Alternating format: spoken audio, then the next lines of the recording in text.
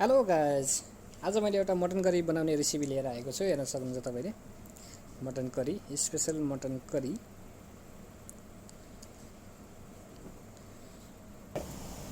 अब सुरु गरौँ मटन करी बनाउन प्याज काट्नको लागि। हेर्न सक्नुहुन्छ मैले प्याज काट्दैछु।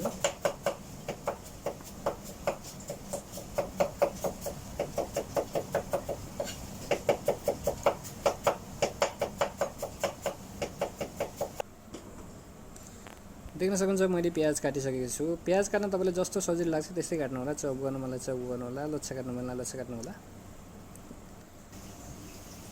यहाँ मैले मटन लिएर काटिसकेको छु। 10 केजी मटन ल्याएर मैले सानो सानो पिस गरेर काटिसकेको छु। देख्न सक्नुहुन्छ तपाईँले सानो सानो पिस बनाएको छु।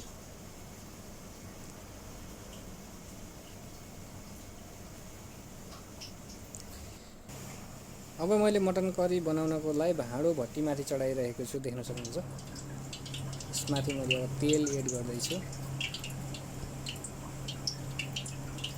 देख्न सक्नुहुन्छ म तेल एड गरिसकेको छु। अब यसमा चाहिने खडा मसलाहरू मैले यहाँ देखाइरहेको छु। देख्न सक्नुहुन्छ तपाईँले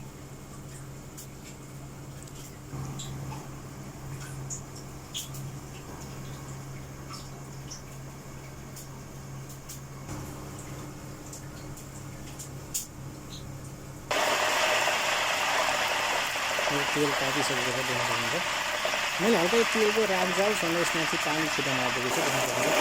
तेल तात्तिएको तेलमाथि हल्का पानी राखिदियो भने यसको तेलमा भएको राग निस्किएर जान्छ।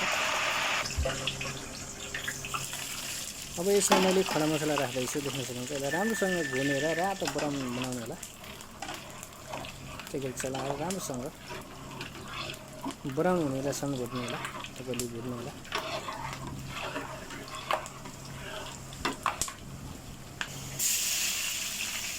अब यसमा मैले हल्का हल्का प्याज एड गर्दैछु। देख्न सक्नुहुन्छ मैले प्याज यसै गरी यसमा सबै प्याजहरू एकचोटि राख्ने छु।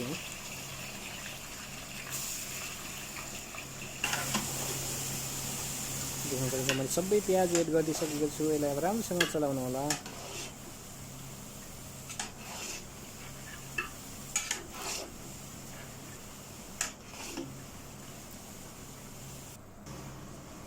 अब यसमा राख्नको लागि मैले नुन लिएको छु। देख्न सक्नुहुन्छ नुन लिएर तपाईँले राम्रोसँग यसमा राखिदिनु होला। नुन स्वाद अनुसार नुन लिनु होला तपाईँले। नुन पहिले राखिदियो भने प्याज गलाउनमा मद्दत गर्दछ अहिले। देख्न सक्नुहुन्छ मेरो प्याज गलिसकेको छ, थोरै ब्राउन भइसकेको छ। देख्न सक्नुहुन्छ प्याज गलिसकेको छ। देख्नुहुन्छ मेरो प्याज गलेर थोरै भइसकेको छ, ब्राउन भइसकेको छ। अब यसमा मैले मटन एड गर्ने बेला भइसकेको छ। देख्न सक्नुहुन्छ अब यसमा मैले मटन सबै एड गरिदिएको छु। 10 केजी मटन मैले एकैचोटि एड गरेको छु। देख्न सक्नुहुन्छ यसलाई राम्रोसँग मिक्स गरेर चलाएर राम्रोसँग चलाइदिनु होला।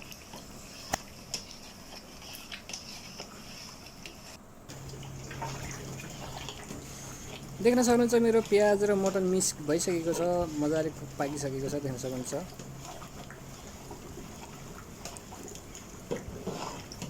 यस्तै गरी राम्रोसँग चलाउँदै जानु होला।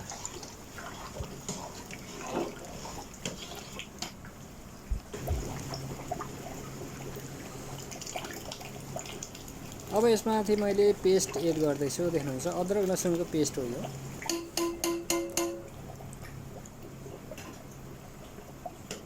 यसमा मैले पेस्ट राखेर राम्रोसँग चलाउँदै गइरहेको छु। देख्न सक्नुहुन्छ राम्रोसँग चलाइदिनु होला। पेस्ट राखिसकेपछि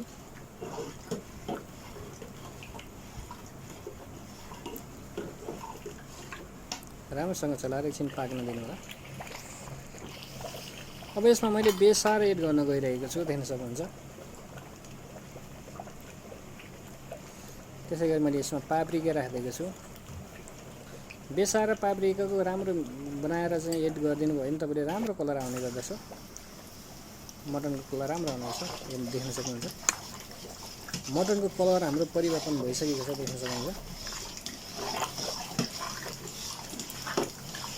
यस्तै गरेर राम्रोसँग चलाउँदै जानु होला।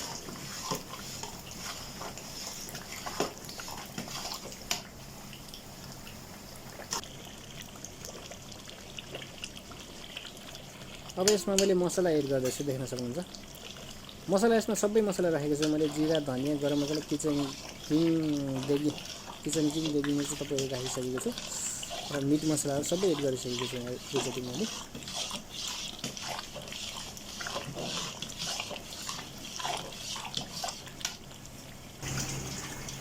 त्यस्तै गरेर राम्रोसँग चलाइदिनु होला। अब यसमा मैले टमाटर एड गर्दैछु, देख्न सक्नुहुन्छ। टमाटर राम्रोसँग पिसेर राखिसकेको छु र मैले यसमा एड गर्दैछु, देख्न सक्नुहुन्छ। टमाटर एड गरेर यसलाई राम्रोसँग चलाएर एकछिन पाक्न छोडिदिनु होला, राम्रोसँग चलाइदिनु होला, देख्न सक्नुहुन्छ। टमाटर राखिसकेपछि पनि राम्रोसँग पाक्न लागिरहेको छ।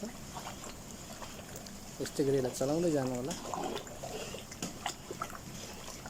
राम्रोसँग चलाउँदै पकाउँदै गर्नु होला, नभए नि आसन लाग्न सक्छ, पिज लाग्न सक्छ।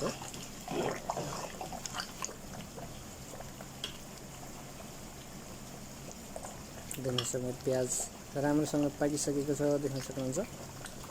मजाले प्याज सबै पाकिसकेको छ, ग्रेभी परिवर्तन भइसकेको छ, देख्न सक्नुहुन्छ। यस्तै गरी तपाईँहरूले नि यस्तै गरी पकाउनु होला, देख्न सक्नुहुन्छ। प्याज मजाले पाकिसकेको छ।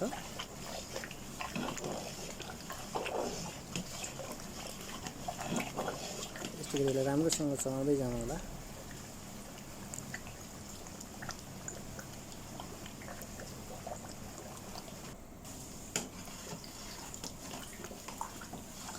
देख्न सक्नुहुन्छ मेरो मटन पाकेर रेडी भइसकेको छ। अब मैले यसमा भाँडोमा निकाल्न गइरहेको छु, देख्न सक्नुहुन्छ। राम्रोसँग मेरो मटन रेडी भइसकेको छ।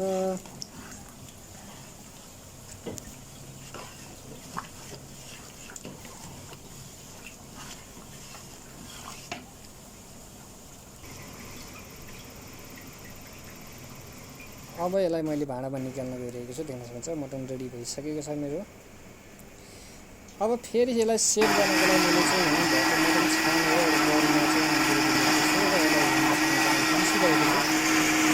त्यसमा बसेको छोप्री हुन्छ भनेर मैले यसलाई पिसिरहेको छु, देख्न सक्नुहुन्छ। र मटन छानेको मटन यहाँ ल्याइरहेको छु। मैले करी पिसेर मैले भाँडामा राखिसकेको छु, देख्न सक्नुहुन्छ।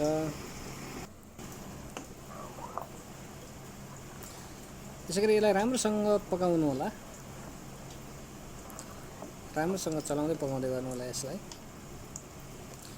र यसमा तपाईँले स्वादअनुसार मसलाहरू राख्न सक्नुहुन्छ।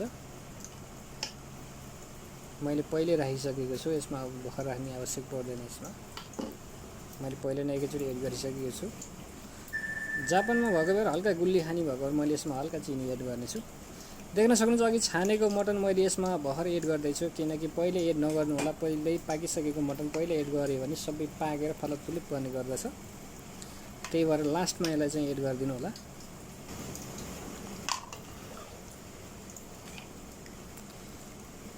देख्न सक्नुहुन्छ मेरो मटन एकदम रेडी भइसकेको छ। हेर्नु त, हेर्दा पनि खाम भइरहेको छ, देख्नु त क्या मिठो भइरहेको छ, देख्न सक्नुहुन्छ तपाईँ। एक्ज्याक्टली मेरो मटन रेडी भइसकेको छ। अब यो म टेबल सर्भिस गर्दैछु, देख्न सक्नुहुन्छ। Mutton curry special mutton curry.